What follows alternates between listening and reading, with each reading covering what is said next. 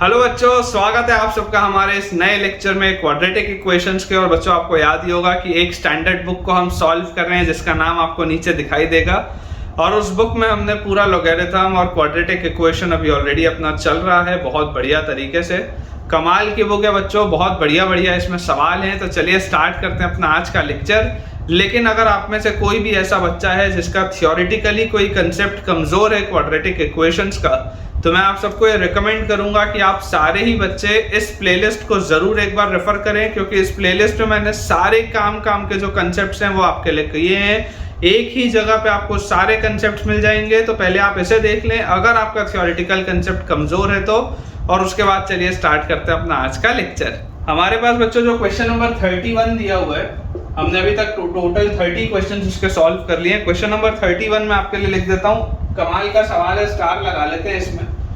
सवाल में अपने पास दिया हुआ है कि if the equation mod x plus 2 का whole square minus 2p minus 3 times mod x plus 2, ये अपने पास लिखा है minus p minus 5 is equal to 0। ये अपने पास बच्चों चीज लिखी है, has exactly 3 distinct real roots.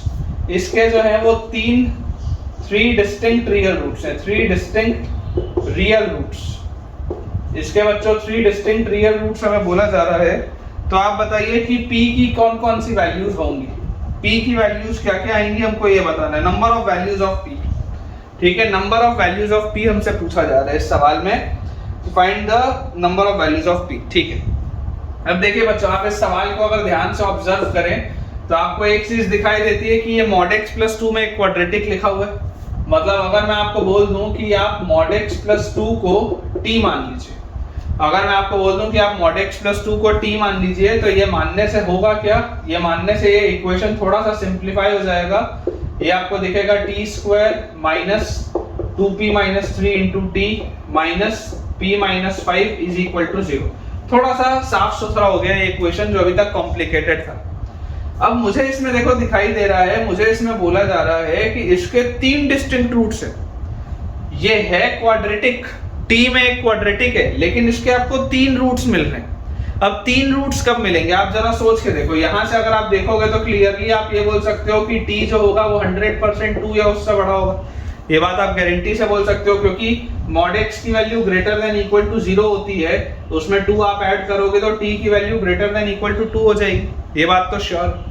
अब आप जरा सोच के देखिए कि अगर आप t की वैल्यू 2 से बड़ी रखते हैं, अगर बच्चों आप t की वैल्यू 2 से बड़ी रखते हैं, आप अगर इसको क्वाड्रेटिक बोल रहे हैं, ये लोकेशन ऑफ रूट्स में मैंने थ्योरी में कवर किया हुआ है, जिसका प्लेलिस्ट में आपको बेटा नीचे लिंक दिख जाएगा डिस्क्रिप्शन में। जो कंसेप्ट इसमें होता है कि आप जरा सोच के देखिए कि अगर आप इसमें ये बोल देते हैं कि t की कोई 2 पॉजिटिव अलग अलग आपने वैल्यूज बोल दी। इमेजिन करिए अगर आपने t की कोई 2 पॉजिटिव अलग अलग वैल्यूज बोल दी, ये वाली भी वैल्यू 2 से बड़ी और ये वाली भी वैल्यू 2 से बड़ी, अगर आप ऐसा बोलते हैं, तो यहां से आप समझिए बच्चों कि आपके पास mod x की 2 वैल्यूज आ जाएंगी, mod x की 2 वैल्यूज आ जाएंगी। अगर आप t को कोई 2 अलग अलग पॉजिटिव वैल्यूज बोलते हो 2 से बड़ा, तो आपके पास जो mod x होगा, अगर ये 2 से आप बड़ा लोगे तो mod x की वैल्यू कोई ना कोई पॉजिटिव वैल्यूज आएंगी, तो आपको इसमें 4 सॉल्यूशंस मिल जाएंगे। इस केस में आपको जो मिलेंगे नंबर ऑफ सॉल्यूशंस वो हो जाएंगे 4। और जो कंसेप्ट होता है, कंसेप्ट ये होता है कि अगर आपको 3 सॉल्यूशंस चाहिए, अगर आपको 3 डिस्टिंक्ट सॉल्यूशंस चाहिए, तो कंसेप्ट ये होता है कि mod x की एक वैल्यू कम से कम 0 होनी चाहिए। मतलब कि t की एक वैल्यू 2 होनी चाहिए और t की जो दूसरी वैल्यू होगी वो 2 से बड़ी होनी चाहिए। ये कंसेप्ट होता है, बहुत ही जबरदस्त ये कंसेप्ट है। ये मैंने थ्योरी में ऑलरेडी बच्चों आपके लिए कवर किया हुआ है। आप थोड़ा सा ध्यान से इसको सोचिए कि अगर आप इसको देखेंगे ध्यान से तो अपने को यहाँ पर क्या मिलेगा। अगर आप t की एक वैल्यू 2 लेते हैं मान लीजिए, तो t की वैल्यू 2 लेते ही आपके पास mod x की वैल्यू आ जाएगी 0, मतलब आपके पास x की वैल्यू आ जाएगी 0। ये आपके पास आ गई x की एक वैल्यू। और आप इमेजिन करके देखिए, मैं आपको फॉर एग्जांपल बोल रहा हूं, अगर आपने t की वैल्यू लेटेस्ट से बोल दी 3, मैं आपको मतलब बस अज्यूम करने बोल रहा हूं, t की वैल्यू 3 हो ये जरूरी नहीं, मैं आपको सिर्फ अज्यूम करने बोल रहा हूं कि 2 से बड़ा लेना है। अगर मान लो आप 3 ले लेते हैं, तो जैसे ही आप t की वैल्यू 3 लेंगे तो mod x की वैल्यू यहाँ से 1 आ जाएगी और x की वैल्यू प्लस माइनस 1 आ जाएगी। तो आप देखिए आपको 3 सॉल्यूशन मिल गए ना, एक सॉल्यूशन 0, एक सॉल्यूशन +1 और एक सॉल्यूशन -1। ये इसका कंसेप्ट है। आपको अगर 3 डिस्टिंक्ट सॉल्यूशन चाहिए तो mod x की एक वैल्यू आपको 0 लेनी पड़ेगी और mod x की दूसरी वैल्यू आपको पॉजिटिव निकालनी पड़ेगी। इसका मतलब जो है, मैं आपको अगर बेटा ऐसे इसको समझाऊं कि यहां से आप इसको सोचिए कि अगर आप बोलते हैं कि t की एक वैल्यू 2 होगी ताकि x की वैल्यू 0 आ जाए और t की दूसरी वैल्यू 2 से बड़ी होगी, इसका मतलब ये जो आपके पास क्वाड्रेटिक होगा ये कुछ इस तरीके का होना चाहिए। देख लीजिए ये t में क्वाड्रेटिक है, माउथ ओपनिंग अपवर्ड्स पैराबोला है, t स्क्वायर का कोफिशिएंट पॉजिटिव है, तो इसका जो एक रूट होगा, t की एक वैल्यू तो आपको 2 मिल रही है और जो दूसरा रूट होगा वो 100% 2 से बड़ा होगा। ये बात अपने को आती है समझ। अब देखो अगर आप t की वैल्यू बच्चों 2 बोलते हो तो t की वैल्यू 2 रखने के लिए ये आपका पॉसिबल ग्राफ है ना, this is the possible graph. ये वाला जो t होगा ये 2 से बड़ा होगा, this should be greater then 2। अगर आप बच्चों t की वैल्यू 2 रखते हैं तो t की वैल्यू 2 रखते ही यहाँ पर देखो आपके पास इक्वेशन क्या बन जाएगा, t की वैल्यू 2 रखते ही 2 का स्क्वायर मतलब 4 minus 2p minus 3 into t की वैल्यू 2 और उसके बाद माइनस p माइनस 5, ठीक है, ये अपने पास आएगा t की वैल्यू 2 रखते ही। तो यार यहाँ से अगर मैं इसको सॉल्व करूंगा तो 4 और फिर 2 into 2p is minus 4p, फिर 2 into minus 3 is minus 6 with minus sign तो प्लस 6 और उसके बाद minus p plus 5, this should be equal to 0। तो यहाँ से अपने पास आ जाएगा 4 और 6 10 और 5 15 and this should be equal to minus 4p और माइनस p, माइनस 5p उधर जाएगा तो प्लस 5p। तो आप देख सकते हैं यहाँ से आपके पास p की वैल्यू आ जाती है 3। अगर आप t की वैल्यू 2 रखेंगे तो p की वैल्यू आ जाती है आपके पास 3। और जैसे ही बच्चों आपके पास p की वैल्यू 3 आती है तो p की वैल्यू 3 के लिए अब आप देख लीजिए आपके पास ये जो क्वाड्रेटिक है ये क्वाड्रेटिक बनेगा क्या। अगर आप इस क्वाड्रेटिक को निकालेंगे तो जैसे ही आप p की वैल्यू 3 रखेंगे, p की वैल्यू 3 रखते ही चाहे आप यहाँ रखें चाहे आप यहाँ रखें, बात वही है। p की वैल्यू जैसे ही आप 3 रखेंगे तो आपके पास देखिए आपके पास ये क्वाड्रेटिक बनेगा t स्क्वायर, फिर p की वैल्यू 3 रखते ही 3 into 2 6 minus 3 is 3 तो माइनस 3t और फिर p की वैल्यू 3 रखते ही 3 minus 5 is minus 2 with a minus sign तो plus 2, this is equal to 0। ये आपका आ जाएगा क्वाड्रेटिक। इसको आप सॉल्व करेंगे तो t square minus 2t minus t plus 2 is equal to 0। तो यहाँ से इसको फैक्टराइज करने से t minus 2 into t minus 1 is equal to 0, t square minus 2t minus t minus 3t plus 2, ठीक है। तो यहाँ से देखो आपके पास t की वैल्यू आ रही है 1 और 2, ये t की वैल्यू 2 तो हमको पता ही थी, t की वैल्यू 2 के करस्पॉन्डिंग ही तो p की वैल्यू 3 आई थी। तो जैसे ही इसमें मैंने डाला तो देखो t की एक वैल्यू तो 2 दिख रही है, लेकिन t की दूसरी वैल्यू आपको क्या दिख रही है, t की बच्चों जो दूसरी वैल्यू है वो आपके पास 1 आ रही है। आपके पास t की जो दूसरी वैल्यू होनी चाहिए थी वो क्या होनी चाहिए थी, t की दूसरी वैल्यू आपके पास 2 से बड़ी आनी चाहिए थी। इसका मतलब ये वाला जो केस हुआ, ये वाला जो p का वैल्यू आया ये रिजेक्ट हो जाएगा। इसकी वजह से सोच के आप देखिए ये वाली जो अपने पास p की वैल्यू आई है ये रिजेक्ट हो जाएगी। क्यों रिजेक्ट होगी, क्योंकि जो p की वैल्यू 3 आ रही थी, 3 रखने पर t की वैल्यू 1 और 2 आती है, लेकिन t की वैल्यू 1 और 2 नहीं हो सकती, t की वैल्यू 2 और 2 से बड़ी होनी चाहिए। तो जैसे ही आप p इक्वल टू 3 रिजेक्ट करेंगे तो आपके पास क्वेश्चन क्या था, क्वेश्चन था number of distinct values of p। तो p की कोई भी वैल्यू नहीं आ रही, नंबर ऑफ वैल्यूज ऑफ अगर p मुझसे पूछा जा रहा था तो there is no value for p, तो आंसर इसका क्या आ जाएगा 0। अगर आपसे number of values of p पूछा जा रहा है तो आंसर विल बी 0। एक बार अपना ऑप्शंस बच्चों अपन चेक कर लेते हैं। तो इसमें अपने पास बेटा यहाँ पर दिया हुआ है क्वेश्चन नंबर 31 में ए ऑप्शन का आंसर 0 दिया हुआ है, विच इज एक्यूरेट, बिल्कुल अपन ने सही तरीके से इसे सॉल्व किया है। नेक्स्ट अपने पास बच्चों इसमें दिया हुआ है क्वेश्चन नंबर 32। क्वेश्चन नंबर 32 में अपने पास लिखा हुआ है कि if ax square plus bx plus 6 is equal to 0, अपने पास एक क्वाड्रेटिक है ax square plus bx plus 6 equal to 0, does not have two distinct real roots. इसके दो डिस्टिंक्ट रूट्स नहीं है, डज नॉट हैव, लिख देता हूं मैं आपके लिए, does not have two distinct real roots, two distinct real roots, इसके दो डिस्टिंक्ट रियल रूट्स नहीं है, does not have two distinct real roots. और आपको ये भी बच्चों इसमें बोला जा रहा है कि a और b जो हैं वो दोनों ही रियल नंबर्स हैं। तो आपको लीस्ट वैल्यू बतानी है 3a प्लस b की, कि 3a प्लस b की मिनिमम क्या वैल्यू होगी, 3a प्लस b की मिनिमम क्या वैल्यू होगी, आपसे ये पूछा जा रहा है, ये अपने पास क्वेश्चन, ठीक है। अगेन अच्छा क्वेश्चन है।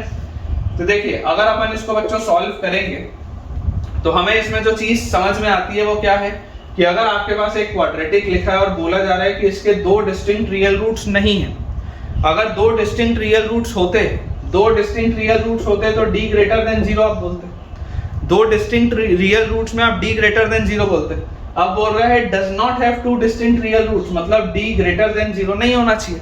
तो अगर d ग्रेटर देन 0 नहीं होना चाहिए मतलब d लेस देन या इक्वल टू 0 होना चाहिए। समझ के देखो, अगर d ग्रेटर देन 0 नहीं होना चाहिए मतलब d लेस देन या इक्वल टू 0 होना चाहिए, ये पहली चीज है। जैसे ही आप इसका discriminant less than equal to 0 करोगे तो आपके पास आएगा b square minus 4 into a और इंटू c की जगह 6। इसकी value less than equal to 0 तो अपने पास आ गया b square minus 24a should be less than equal to 0। ठीक है, अपने पास आ जाता है b square minus 24a should be less than equal to 0। अब हमें बच्चों वैल्यू बतानी है 3a प्लस b की मिनिमम। 3a प्लस b की मिनिमम वैल्यू क्या होगी ये बतानी है। तो मैं आपको बोल देता हूं कि आप ऐसा करिए, आप तो 3a प्लस b को t मान लीजिए। आप 3a प्लस b को t मान लीजिए। तो अगर मुझे 3a प्लस b की मिनिमम वैल्यू निकालनी है, इसका मतलब मुझे t की मिनिमम वैल्यू निकालनी है। सिंपल सी बात। तो आप जरा सोच के देखिए, अगर मैं यहाँ से आपको बोल दूं कि अपन a को क्या लिख सकते हैं, a can be written as t minus b by 3। इसको अगर मैं यहाँ पर रखूं तो मेरे पास आ जाएगा b square minus 24 into a की जगह t माइनस b बाय 3। ये जो चीज होगी वो लेस देन इक्वल टू 0 होगी। 3 से 24 कटेगा, 8 आएगा। तो b square minus 8t, b square minus 8t और plus 8b, this should be less than equal to 0। या आप इसको रीअरेंज करके बोल सकते हैं b square plus 8b minus 8t is less than equal to 0। ये हम बोल सकते हैं इसको रीअरेंज करके। तो यार यहाँ से आप देखिए, आपको पता है कि b क्या है, b एक रियल नंबर है। बोला जा रहा है ना कि b एक रियल नंबर है। तो since b is a real number, since b is a real number, आपको ये क्वाड्रेटिक दिखाई दे रहा है b में, जिसका कि लीडिंग कोफिशिएंट पॉजिटिव है। लीडिंग कोफिशिएंट उसका पॉजिटिव है और ये जो क्वाड्रेटिक है ये लेस देन इक्वल टू 0 है। मतलब इस तरीके का ग्राफ है और ये क्वाड्रेटिक जो है वो लेस देन इक्वल टू 0 है। मतलब ये वाले हिस्से की बात हो रही है। क्वाड्रेटिक का कंसेप्ट आपको आता है। इसका मतलब आप यहाँ पर क्या बोलोगे, इसके लिए डिस्क्रिमिनेंट ग्रेटर देन 0 हो जाएगा। आप सोच के देखिए, अगर इसका ये जो ग्राफ है अगर लेस देन इक्वल टू 0 है, मतलब ये नीचे के आप हिस्से की बात कर रहे हैं, माउथ ओपनिंग अपवर्ड्स पैराबोला है, इसका मतलब इसका डिस्क्रिमिनेंट क्या हो जाएगा, ग्रेटर देन इक्वल टू 0 हो जाएगा। तो अगर बच्चों इसका discriminant greater than equal to 0 अपन ने कर दिया तो यहाँ से आपके पास देखो क्या आएगा, इसका डिस्क्रिमिनेंट आप जैसे ग्रेटर देन इक्वल टू 0 करोगे तो b स्क्वायर मतलब 64 माइनस 4 इंटू a1 है और c की जगह अपने पास आ जाएगा minus 8t। This should be greater than equal to 0। तो यहाँ से अपने पास आ जाता है 64 और plus 32t is greater than equal to 0। 32 अगर मैं बाहर निकाल लूं तो 2 plus t is greater than equal to 0। 32 आप हटा सकते हैं। इसका मतलब t is greater than equal to -2। अपने पास देखिए क्या आ गया कि t की वैल्यू -2 या उससे बड़ी होनी चाहिए। अब t क्या था, t आपके पास था 3a प्लस b। तो अगर बच्चों t आपके पास 3a प्लस b था और अगर आपको बोला जा रहा है कि t हमेशा ही -2 या उससे बड़ा होगा, मतलब आप जरा सोच के देखो कि 3a प्लस b की भी जो मिनिमम वैल्यू होगी उसकी मिनिमम वैल्यू क्या आएगी, -2 आएगी। इसकी मिनिमम वैल्यू विल बी -2। तो अपने पास आंसर क्या आ जाएगा, आंसर विल बी -2। चेक कर लेते हैं एक बार। तो बिल्कुल अपन ने बेटा ठीक सॉल्व किया है। डी ऑप्शन आपके पास दिया हुआ है, क्वेश्चन नंबर 32 का जो डी ऑप्शन है उसमें -2 आंसर दिया है। तो ठीक है बच्चों, अपन अपना लास्ट सवाल देखते हैं आज के लेक्चर का। अगेन लोकेशन ऑफ रूट्स का ये टिपिकल क्वेश्चन है। अपने पास लिखा हुआ है कि if the roots of the equation x square minus 2ax plus a square plus a minus 3, ये अपने पास बच्चों एक इक्वेशन लिखा हुआ है, x square minus 2ax plus a square plus a minus 3।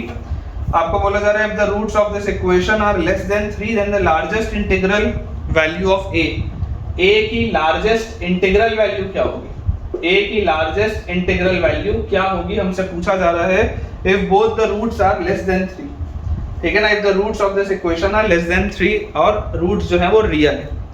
तो आप बच्चों इस बात को समझिए कि यहाँ पर अगर आप इसके रूट्स अल्फा और बीटा मानते हैं तो अप्रोच जो इस सवाल का होता है कि क्योंकि x स्क्वायर का कोफिशिएंट पॉजिटिव है, मतलब ये माउथ ओपनिंग अपवर्ड्स पैराबोला होगा। यहाँ पर आपके पास ये चीज आ गई, ठीक है, इसमें भी कोई दिक्कत की बात नहीं। अब इसके बाद अगर हम ध्यान से सोचें तो 3 से अगर इसके दोनों रूट्स छोटे हैं, 3 से अगर इसके दोनों रूट्स छोटे हैं तो वो दोनों रूट्स आपके पास, तो वो दोनों रूट्स इक्वल भी हो सकते हैं और वो दोनों रूट्स डिस्टिंक्ट भी हो सकते हैं, दोनों पॉसिबिलिटी। तो पहली चीज तो आ जाती है कि क्योंकि रियल रूट्स है तो d आ जाएगा ग्रेटर देन इक्वल टू 0। दूसरी चीज आ जाती है कि इसका जो वर्टेक्स का x कोऑर्डिनेट होगा वो 3 से छोटा होगा, x coordinate of the vertex will be less then 3, और फंक्शन की वैल्यू 3 पर जो होगी वो पॉजिटिव होगी, ये भी अपने को दिखाई देता है। ये इसकी 3 कंडीशन है जो कि मैंने आपको थ्योरी में बहुत अच्छे से समझाया है। अगर हम डिस्क्रिमिनेंट की बात करें तो देखिए इसका डिस्क्रिमिनेंट आएगा b स्क्वायर मतलब 4a² माइनस 4ac, c की जगह अपने पास आ जाएगा a² प्लस a माइनस 3, इसकी वैल्यू आ जाती है ग्रेटर देन इक्वल टू 0। 4 से ये 4 आप हटा दीजिए, a² minus a² cancel out, फिर ये अपने पास आ जाएगा minus a plus 3 is greater than equal to 0। तो यार यहाँ से मेरे पास आ जाता है a is less than equal to 3। सबसे पहले तो अपने पास एक ये रिजल्ट आ गया कि a की वैल्यू 3 या उससे छोटी होगी। इसके बाद अगर अपन बच्चों बात करें वर्टेक्स की माइनस b/2a की, तो इसका वर्टेक्स क्या होगा, vertex is minus b/2a, minus b/2a मतलब कि अपने पास आ जाएगा 2a/2, माइनस b/2a मतलब 2a/2, this should be less then 3, मतलब यहां से आ गया a लेस देन 3, बात वही है, ये a less than equal to 3 बोल रहा था, ये a लेस देन 3 बोल रहा है। और उसके बाद अपने पास है फंक्शन की वैल्यू 3 पर पॉजिटिव होनी चाहिए, तो फंक्शन की वैल्यू 3 पर आप निकालिए, फंक्शन की वैल्यू 3 पर आएगी, 3 का स्क्वायर 9 और माइनस 3 इंटू 2 तो 6a और plus a² plus a minus 3, इसकी value should be less then 3। तो यार यहाँ से अपने पास आ जाता है, सॉरी लेस देन, यहाँ पर बेटा फंक्शन की वैल्यू 3 पर ग्रेटर देन 0 होगा, तो this should be greater than 0। तो यहाँ से अपने पास आ जाता है a² फिर plus a minus 6 is minus 5a और plus 9 minus 3 is plus 6, this should be greater than 0।